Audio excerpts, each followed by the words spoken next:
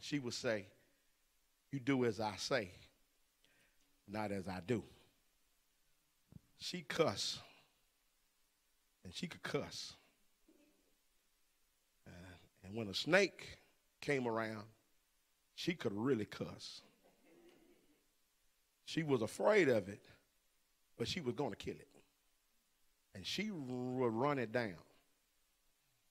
And I was saying to her, "You were just singing, 'Oh, how I love Jesus.'" And then all of a sudden, she started cussing. She said, "The devil will make you do it." We blame it on the devil, but really and truly it's already in us. So we've got to be careful how we present ourselves and how people see us.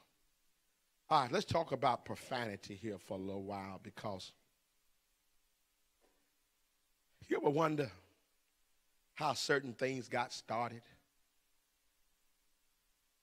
You ever wonder how, certain words, where those words come from? Now, I got some. They're not on here tonight. And I got to prepare you for some of this stuff, because, see, some of us are going to act like those words never crossed our lips, came across our tongue. But those words are still there, all right? And we're going to look at the original language for these words. Profanity and the original meaning of blasphemous profanity are part of the ancient traditions of the Kemet cult, which language and scoffed at deity or deities. You would hear Jesus say that we should not swear by anything, by the temple or anything that's connected to God. There was a reason why. People that did not want to believe in God, that did not respect God, would start and use profanity outside of the temple. And when you start seeing these things and asking certain questions, you'll see why. Now, catch this. Originates from the classical Latin profanius, literally before, outside the temple. Outside the temple. They were just showing disrespect toward God. So they would use obscene language outside the temple. So when you hear Jesus in Matthew chapter 5 talking about not to swear by the temple or anything that was connected to God, there was a reason why. All right? Then it says it carried the meaning of really trying to make what is holy not holy, with a secular purpose. So you start seeing languages start to change. People use terms and phrases. We took terms and phrases from other nations. I asked the class, my young adult class Sunday in the basement, y'all know where the term MF came from? MF. I want you to understand what MF I'm talking about first. I ain't talking about manufacturing.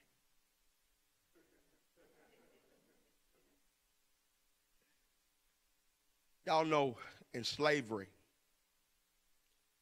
if there was a field young man and he was strong, he was created, he had the type of physique that could work in the fields, even if his mother still was of age where she could bear children, they put that young man with his mother. The masters did that. That's what they called him.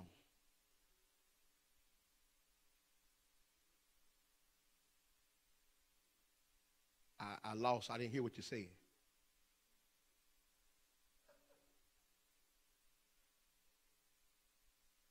There were several comments. I didn't hear what you said. Oh, okay. So that term just continued on. Slave masters would call that young buck that. And every time they wanted to create another field hand that was like him, that's what they would do. So that term just came on down through generations. So we really don't know. You know, you hear a lot of young men saying these words, but we don't know where the words came from. So I would ask, especially at the barbershop when I be talking to young guys, why not go back and investigate and find out where the word came from? Because if you investigate where the word come from, chances are you may not even say it. I know. Calvin told me his mother soon be 100. She's 94. I guarantee you, if he even used the word S, he won't use it in front of her. Let me tell you something. Like I was saying Sunday about the house here.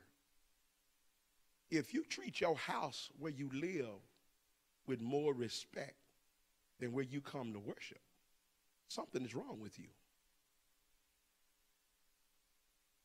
So the very language, the very speech that comes out of our mouth represent who we are. And so when you would say some things in front of some people, it's either going to damage your character or cause them to really look at you and wonder, are you really a Christian? And so we have gotten to the point where we say it so often and say things so regularly that we just take it and say, okay, that's just part of our human language. Because now if you go on the internet and look up profanity, it'll probably tell you this is part of our everyday language. Because people do it all the time. Your president do it often. They just try to catch it and go beep. And when a nation doesn't pay this stuff any attention, after a while, everybody starts to do it. Now, we look at 1 Corinthians 15 and verse number 33. Who can quote that for me without going over there and look at it? 1 Corinthians 15, 33. Be not deceived. Evil communications, corrupt, good morals. All right? So now, he's not only talking about just the words that we use, about the fact that we hang with the people that we hang with. All right? You can hang with some individuals that, I'm not going to put it on me. I can hang with some individuals that all they do is cuss. They drink. They smoke. And after a while, I become so comfortable with it that I start using that language because I'm in that environment. I start smoking. I start drinking. So what's going to happen when I get up in the pulpit? All of a sudden I'm preaching, and all of a sudden I go, S-H-I-T.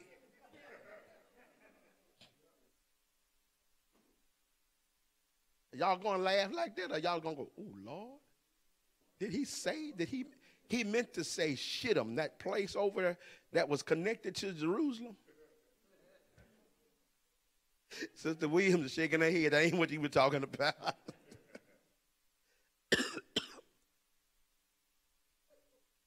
Say that loud, Sister Glasper.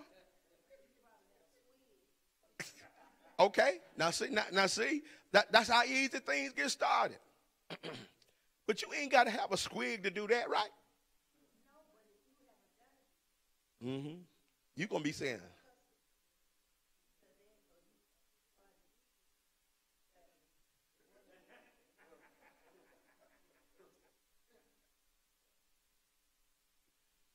All right. Now, I use myself as an example. We can see it would be odd for Brother Rogers to get up and do something like that. Well, let me ask you something. Would it not be odd for people to hear you say something like that? You standing outside. You know how we congregate together after service is over with and we just laughing and talking. And all of a sudden, milk just fall out and just F.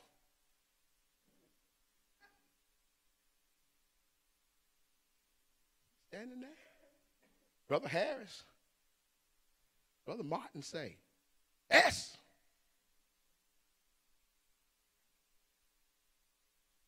But you know, if you're getting comfortable to do it and you normally do it all the time, you'll start saying it out loud. We whisper it. All right. If we whispering it, then automatically we know we shouldn't be doing it.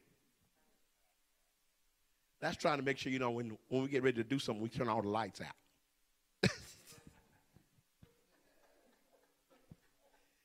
Now watch this now. Now, we cut the lights out because we don't want nobody to see us what we're doing. But Jesus already said in John chapter 3 and verse number 19 that men love darkness. But your darkness is not hiding it from him.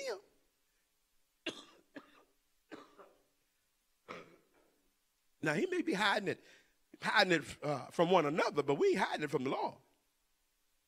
All right, let me go a little further. This is just a taste to get you where I want you to go.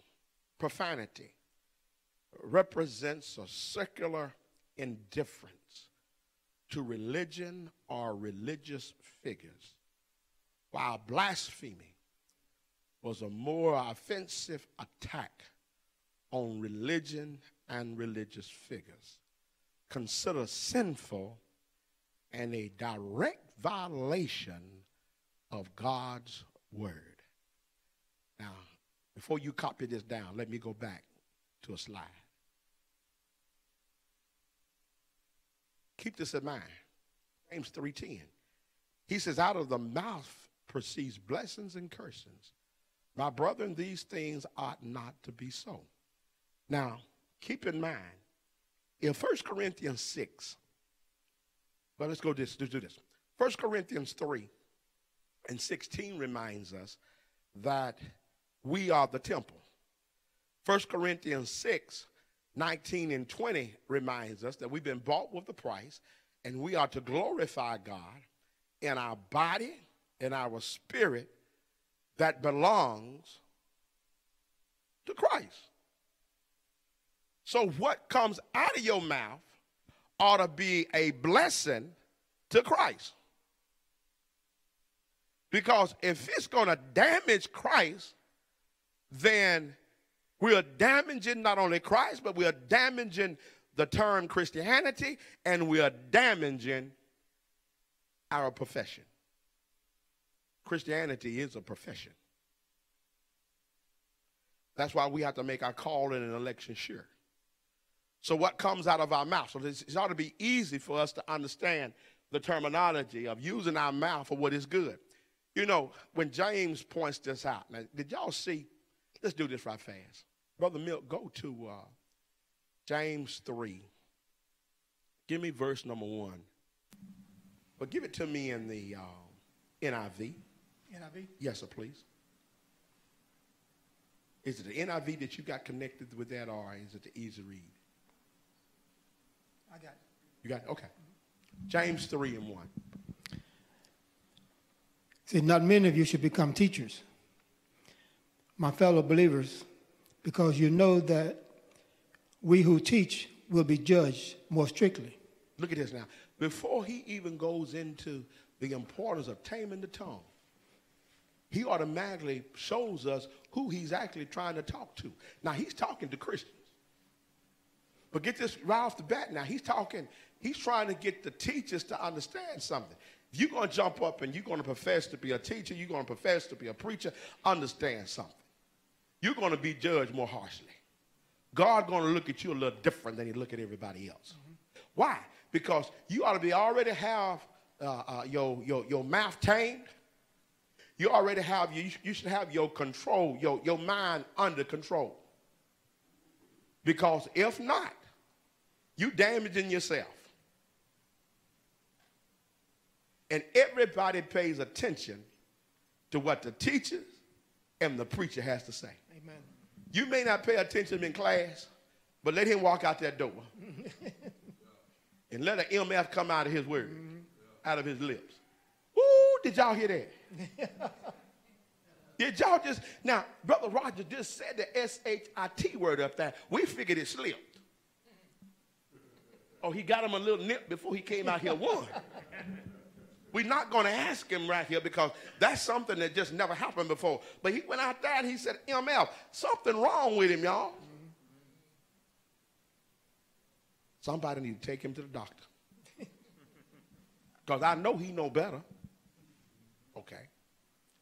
Now, if I hear it from you, and I say I got it from you, then what you going to say? I know what you're going to say. What do you say, Doc?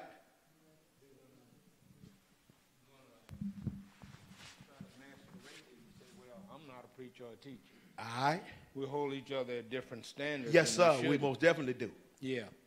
Most of us in here have a mother, had a mother at one time, and we was able to control our tongue in front of her. But why can't we learn to control our tongue? Period. Brother, I'm glad you said that. We were, but do you know the generation that's coming up now don't? They don't care. It was a mother brought her kids to the barbershop. Like, what day was it? What day I was there? And she was telling him, we're going to cut your dreads off in the back and going to leave them in the top. He said, no, ain't you not? And I believe he couldn't have been, I don't even think he was 10 yet. She didn't say anything to it. And I'm sitting in the chair because I'm getting the cut.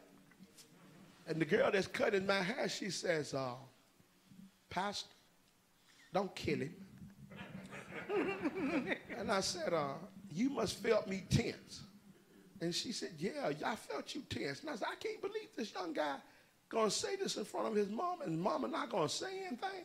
And it wasn't like he was embarrassed about saying it. So what I'm getting at is if he said it out in public, not only imagine what he's doing at home, I can see what he's doing at home. Yes, ma'am.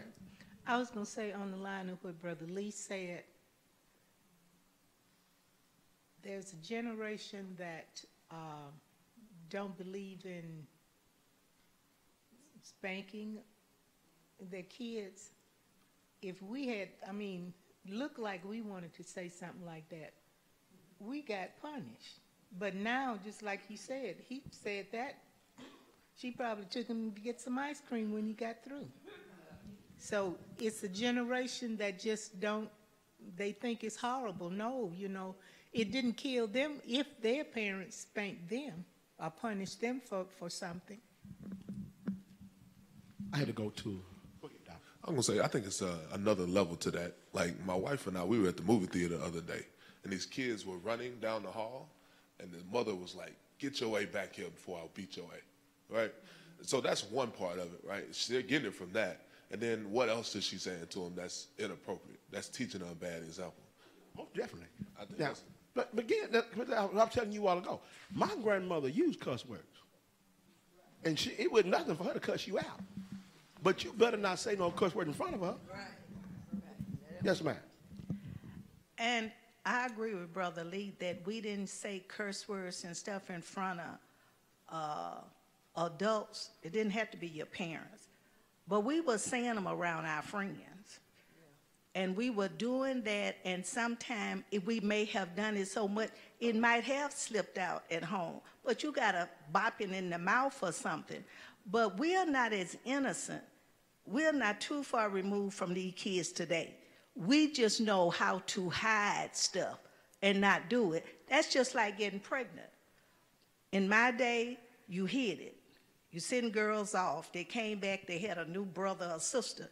Today, they walk around in school. Girl, you had a new brother or sister? Yes. But today, they walk around in school with the shirts up, showing their bellies. it's no more, it's no shame in anything. We did stuff wrong, but we were doing it undercover.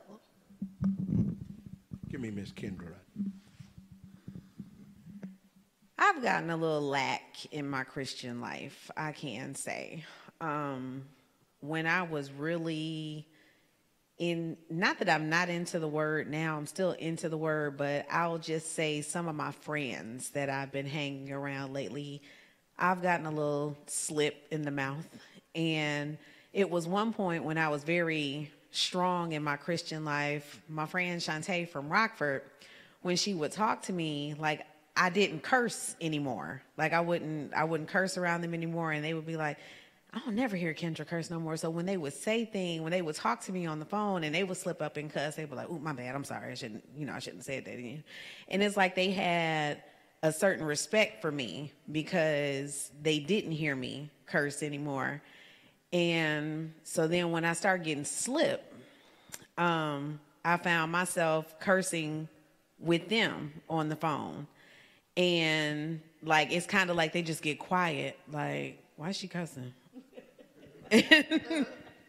And so, and it was kind of, and it felt weird because it's like, well, I don't normally cuss, and it's just like, and sometimes I felt like I had to say it a certain way to get my point across. Like they wouldn't understand me like in the hood way, and so, but I was saying that to say, like, I was talking to her the other day, and I don't know, when you carry yourself in a certain way and they look at you like that, and it kind of made me feel, I was like, okay, so I need to get back in my Christian life, and doing what I'm supposed to do as a Christian, because if they're looking at me in a way as to where they don't want to cuss around me, and then, I'm slipping up and cussing around them when I'm talking to them, it's like, you can't straddle the fence, so it's just like, I don't know, it's just, I guess when people look at you a certain way, when you do live your life in a certain way and don't say certain words, but it's kind of hard when you have good friends, but they don't live that same life that you live. And it's like, I guess that's the problem that I'm struggling with now, is because like I have these friends that I'm hanging out with and I love them. Don't get me wrong. They're good people and everything, but it's like spiritually we are on two different paths. And it's just like, do I cut them off? Like, how, and it's like, I try to do things to, how can I win them over, and still, you really have. Just continue to do what you're doing because you're the influence for them. Now, I told you a while ago, we can sometimes get with the people and we can kind of pick up their characteristics. They continue to see your characteristics. You just say, I done slipped up a couple times, but I'm not. Now, it's not saying nothing to them. You just don't do it. Because it's not that you're going to condemn them in what they're saying. Right. All right? Let me tell you, my brothers, I got one that stayed in the Army for 25 years plus. Got two in the Navy. And I think the two in the Navy cuss more than the one that was in the Army. They get around me, they go, they say some words and they go, preacher, I'm sorry. Preacher, I'm sorry. And I go, keep this in mind. First of all, I'm a Christian. Not the fact that I'm a preacher. I'm a Christian. But I'd rather for you to be yourself and understand some things that I don't do, because after a while, you'll start hanging around me and you'll stop doing it. That's right. That's how I believe it. That's right. But brothers are comfortable around one another, so they just themselves. All right? And I don't make it hard for them to be around me. I try to make it easy enough where they kind of catch on after a while and they'll go, well, now, if you respect me as the preacher, disrespect me as a Christian, and then you'll say, well, I'm going to get myself where I won't say this stuff in front of him. Because I was so shocked that this little boy said what he said to his mama. Honestly, I wanted to get up out of the chair and take him across my leg. So Kim, quick, stop cutting my hair. She said, let me go over here and talk to him, because what's going to end up happening, he's going to show out. And I said, so you've seen this before? And she said, yeah. She said, the other one is worse. And I said, let them act up in here today. Let me see what happens. I said, because I'm game today. Let me see what happened. Calvin. Brother Lee, and then we go to Calvin. Okay. I was going to say your last statement, talking about get to the boy. Yes. It's not the boy. Go talk to the mother. Well, I was going to do both of them, but there's a reason I wanted to talk to him. Okay. Because it was no respect to his mama. I mean, regardless of what mama said or how mama said, you still got to respect mama. And I believe if we as men don't help other men, young men, to respect mama, they're not going to respect the women that they marry. They're not going to respect the women that they date. That's why you hear so many young men that'll call a woman a B in a minute. And they expect that woman to just hear it, go through it, let it roll off the back because she say, I'm a bad B. Okay. You mentioned something about hanging with your friends that drink and smoke and cuss, and pretty soon you're going to start doing it. What about that passage of scripture that say, come out from among them and be ye separated? Yes, sir. Now, let me tell you what I said. I meant to say it there. I told y'all before, I don't go around my family because my family, all of them smoke, all of them drink. Even if they Pentecostal preachers or Baptist preachers, they all do it. I feel like in the Rogers family, in the Rogers gene, there is an alcoholic problem. So therefore, I don't hang with them because I don't want to ever start getting the taste where then I can't get the taste out of my mouth. All right? Now, I'm in people in the world every day, all day. And I've got to be able to socialize with individuals so that they can come to know me. Because you can't evangelize like we used to no more. It's not about going up and knocking on the door. Right now, we've got to get a connection with people so that they will follow you. All right? So, not so that I hang with these people, but I can get in with these folks. If they see me as Brother Rogers will try his best to save you. Because if they get arrested, guess who they're calling? They call me before they call the bail bondsman. Knowing now, all that I'm going to do is call the bail bondsman and try to get them out of jail. Hook them up with a lawyer. But in the same time, I'm going to try to teach them. It's about being there for people. That's where we mess up at. I don't think we're there for people like we need to be there for people. So that's why I say, if I hang with some folks and I hear them do this and I hear them do that, and all of a sudden I come up in here one Sunday, I done took a drink because Sister Glab said I done took a drink, and I'm up here preaching, I'm up here just preaching. And I let a word slip out, and it's H-H-I-T. Henry looking at me like he's looking at me right now. And he's like, that's not Brother Rogers. Did Brother Rogers really say that? Jenny going to tell him, now you know he said that. And then she may tell him to get him, but Henry know better. So he waits out the service, and Brother Rogers goes out here, and all of a sudden you hear him, he used the term MF. Now, everybody froze now. That up there might have been a slip. But out there, that wasn't a slip. What's wrong with him? Somebody better get him and take him back over here and talk to him and find out what's really going on. Go ahead, Calvin, before I go further. Since you mentioned that, you have such an influence on certain people that you could turn around and tell them it's in the Bible and they believe you. Okay? Now,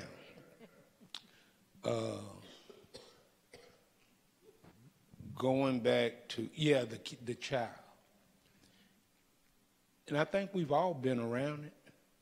You ever seen a little child when they're like 18 months, 2, 3 years old, and they say those words?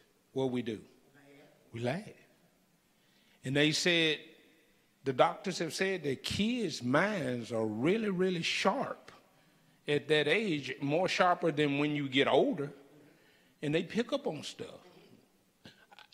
Doctors have even said that even when they're in the womb, they hear stuff. So we're part of the problem. Well, yes, sir. Okay. And then I'm going to say this to Kendra. Kendra, a while ago I said to you, I said, you had won them over. You have won them over. We all sometimes slip up. Yeah. All of us do. Okay? And so what I'm saying to you, you got the key. You said, then that makes me say, make you think now I got to get back to where I was. So you've won them over. And guess what? They still respect you. Yes. So Yes. you said it. Just get back on track, because all of us get off track sometime, and you'll win them over. See, that's the thing. You know, when we come to Bible class like this and somebody makes the confession that, you know, they slipped up and said some stuff, you know, what we do is we sit up in here and we take our mental notes and we say, okay, she ain't got no business teaching the class. You the one ain't got no business teaching the class. Yes. See, because you sitting up here and getting your mental picture together like you somebody. And, you know, and you don't sit out here and talk about folks. And you not gossiping. Because now, what I didn't show y'all is I got gossiping connected to this lesson. Because, see, I think cursing and gossiping go in the same group together. Right? Because I know a whole lot of gossipers. They see stuff and they go tell it without even knowing what they see. Yes. You know, somebody, let me tell y'all something. Somebody saw Brother Rogers' red truck. It was at Pleasures. I know where Pleasures is, right? Calvin, behave. Calvin, behave. They saw the red truck at Pleasures. And they were still on, they went on down 72. And then they saw the white truck up at Wild Cherry. Y'all know where Wild Cherry is? Wild Cherry is up there on the hill. That's a strip club. On the west. Yeah. Now look now, they saw the red truck at Pleasures. They saw the white one at Wild Cherry. This was all in the same day, in the same conversation. It wasn't even an hour difference. So, we were all standing outside. And y'all know I don't stand outside and talk a whole lot. Normally when I get ready to go outside, I'm going to the truck to get in it. But for some reason on this Sunday, Sister Rogers and Brother Rogers was getting out, and we were headed out, and they were standing there talking, and they brought it up where I could hear it. I was headed on to the truck, wasn't going to bother it, and I said, let me back up. Just go on, let me back up. I said, if I had been at Pleasures, there's nothing wrong with me going and getting Sister Rogers something. You grown. That's my wife. That's right. And I'd like to see her in something sexy. Now, see, what people don't know, you can't never embarrass me. You can't never embarrass me because I ain't got no embarrassment bone. So I said, now, but it's kind of hard for me to be in one truck, be in the same truck at the same time, right, in two different places. So what it was is you just wanted to see me at one of the two different places. I said, but let me tell you what I do. When I'm going to do something, because I know people really wants to see, I do it in the broad open daylight. Because when you do it in the daylight, people really don't recognize you. And I don't mind you seeing me going into Pleasures. What you need to do is ask Sister Rogers if she enjoyed the time.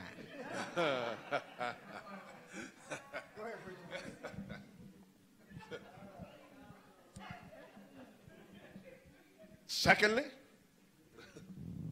I'm not the type to go into a strip club, never have been. Because this is something that my grandmama taught me.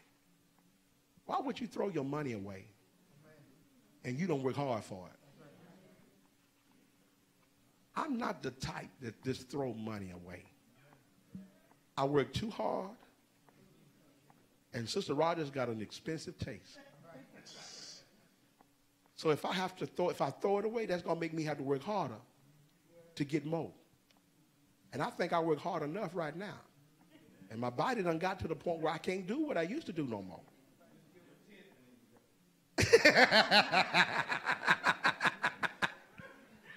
I'm going to have to use that one, Doc. So be careful when you say stuff like that, because what it does is it sent out a, they were talking, everybody was there were Christians except for 2 people. So you don't know what kind of frame of mind you put those people in, because they was visiting. And you say stuff like that and they were visiting and they get to saying, oh, I wonder, was that really the preacher? They don't know me like y'all know me. But then again, I thought y'all knew me better than that. So since you didn't know me better than that, come have a conversation with me. And I'll tell you about Florida. Have I not been honest with y'all from jump? Yes. I mean, folks had an attitude because I told them, Calvin, I told them Sunday I put a candy bar in my pocket one time in a store. And then they said, Brother Roger, I can't believe you said that. And you got kids sitting in the audience. They going to steal. And I said, no, I told them that the man followed me outside the store. And how guilty I felt. Right. Now, what the man actually did was put it on credit and started me a credit account, and I had to pay it off. And my grandmother made me pay off 3 of them. And she told the guy, and the guy's still living, and he's a member of the church. She said, if any time his bill get over $5, please let me know. $5? $5? Back $5, Doc. Man, but look, any yard I cut was going to be $10.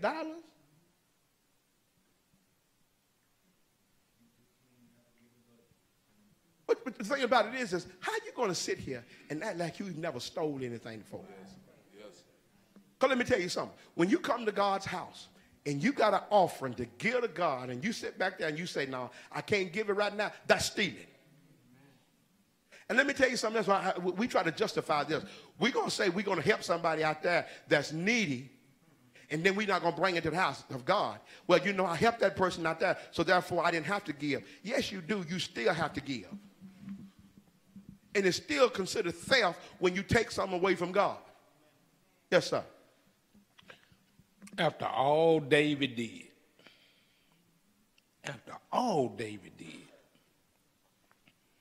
I don't think none of us could stand up to be as bad as David was. What does the Bible say about his heart? It was after whose heart? God. Why? Not that he didn't do wrong, but because he was honest and could admit that he was wrong. And still God was right. Right. That was it. He still had faith in God. Yeah. But he admitted it. He didn't try to, when, what was it, Nathan?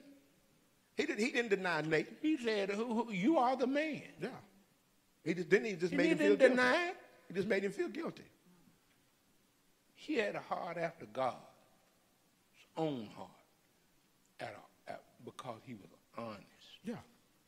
And that's what God wants us to do, be honest. Yes. Yes. Admit it. We at the point, though, I think a lot of times we become so holy that we are no earthly good. And in reality, we really not holy. We see everybody's faults, but we don't see ours at all. And we don't ever see. But you know what? Something that really bothers me too, and I see it a lot here. I'm talking about a lot here. Tuskegee, they tried to hide it, but I see it a lot here. We have the audacity to say, "Oh, I never done any wrong." Now, I'm being honest. One Wednesday night, I'm gonna get somebody. I want you to come up here and just stand with me. When I move, you move. When I mention stuff, I want you to learn to read people's expressions and see folks. And I'm gonna show you what I see. And then when you see it, then you're gonna go, "Oh, Brother Roger, I ain't never paid that any attention." Since Milt been sitting right here in this chair, when I'm preaching now, he sees things he probably never even thought about seeing in congregation. And what it is, it's the contempt that people have. You know, it's like you read the word of God, but you don't read it. James says, let every man, James says, wherefore, be swift to hear, slow to speak, and slow to wrath. Therefore, we ought to be hearers of the word and doers. And I messed up the whole verse. And I don't like messing up verses. James said, wherefore lay aside all filthiness and excessive naughtiness, and receive with meekness the engrafted word, which is able to save your soul. In order for the word to save your soul, it's got to convict your conscience. If it don't convict your conscience, you can't get your soul right. So what happens, what actually happens is we done made up in our mind. We done told ourselves and told ourselves that we better. You know, I haven't sinned. I haven't done this. Quit lying to yourself. That's why people don't want to hear you. And you ask yourself, why is it that people sometimes don't want to be in the company of you and won't ask you things? You know why they won't ask you things? Because you have took yourself and elevated yourself right here, and they are down here. And people know better than that. People have looked at you, they've watched you in life since they've been here, and you say, well, that's not me. I've never done anything. People want you to be honest. If you be honest, folks, this millennium generation, they'll listen to you. They'll sit down and listen to you because you at least being honest. So now, if that's millenniums, guess what the XYZ group going to do? This new generation is coming out because you got grandmothers a lot younger than we are became grandparents. So therefore, they know some stuff. And these kids, when I was talking about this child, he probably learned the profanity from mama, grandmama, siblings. Probably learned the lesson, probably learned the language off of TV shows, because there's some cartoons that really shouldn't be cartoons. And I didn't know, because I'm be honest, now no kids in the house and no grandkids in the house. And when Ashton and Reagan there, we know what cartoons they watching. They watching, what's that little rat name? That's not a rat. Wait a minute, that is a rat. Mickey a rat, is it not? Is Mickey Mouse not a rat? Thank you. Trying to make me think I'm crazy. Mickey Mouse, he a rat still. Now we're going to argue about a rat and a mouse. Okay, but still. Here we go. That child needed someone to help him to see. You don't do this in front of your parent. You respect your parent, you respect your mother enough to guard your tongue. Because if you 8, 9, you're not even 10 yet, and you cussing now like that, what you going to do when you get 12, 13, 14 years old? See, because when you raise your hand up against her, she going to shoot you. Y'all remember when Marvin Gaye got shot? Who shot Marvin Gaye? How shocking was that? Everybody's still talking about it. You didn't hear how parents would actually shoot a child. You wouldn't have thought Marvin Gaye would have done something to call Daddy to shoot him, was it? Daddy had to be drunk. You don't know what Marvin said. You don't. Now you blaming it on Marvin's dad. You don't think Marvin? You don't think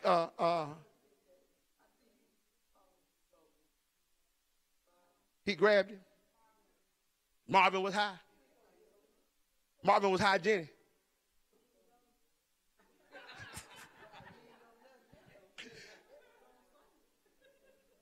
I'm just trying to get us to see some things. You know, when that was first brought out, it was like, oh no, that was a taboo thing. But now it's not taboo. Folks will just shoot anybody. Kids shooting parents shooting kids. So we got a homework cut out for us. But we got a homework cut out for us. Because we need to make sure that we can get our mouth in tune. All right? If you can't get your mouth in tune, I know your mind is messed up. Now, we used to tell James Johnson, he would sit on the front row. I said, man, if you a cuss in the house of God, you do not respect God. It ought to be some things we just be ashamed to do. Let me ask y'all something that I can't do it because the kids are here. But I want to ask y'all a question. The kids are here, I won't do it. But remind me to ask the question. All right? Not tonight. Young man, you ready?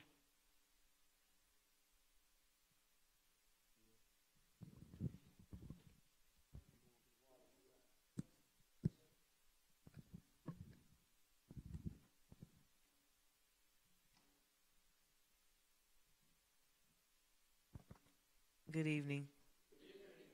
This prayer service is set aside for those who desire to become a Christian and for those who desire prayer. You become a Christian by hearing God's words, Romans 10:17, believing in God's words, Acts 16:31, repenting of your sins, Matthew 4:17, confessing your faith in Christ, Romans 10:9, being baptized, Acts 2:38, being and living faithful until death, Revelations 2:10. If anyone wants to fill out a form, please come up front. Always sing a stanza of a song, and Buzz will assist you. I'm gonna trade my earthly home for a better one, bright and fair. Well, Christ left to prepare a mansion for his children in the air. Well, I'll join him in that land where tears no sorrows can. When I receive my mansion, robe and crown, Lord, I want a mansion, I want a mansion, I want a robe and a crown in glory. There I know there's peace and love will always abound forever. Let me your throne surround. And Lord, please reserve my mansion, robe and crown. Well, my head is bowed and bloody now from the work that I tried to do. Well, but one day I'll be rewarded with the crown so bright and new. Well, I'll wear a smile so bright, for there'll be no cause for a frown when I receive my mansion, robe and crown.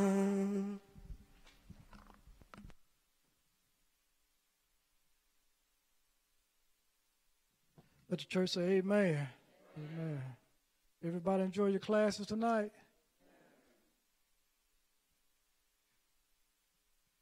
Everybody went kind of dead on that one. We had a good class in here. All the other class was good, wasn't it? Long as you're talking about God's word, it's good. Good. Amen. Several of our loved ones come forward and requesting prayer. Our sister Daphne Barnes, she's come forward and she's confessed that she has sinned. And she's asking the church to pray for her for spiritual strength. At this time, we're going to allow her to make this statement before the congregation. Brother and sister, church, I sin, I repent my sin, and I ask you all to pray for me. Amen. Amen.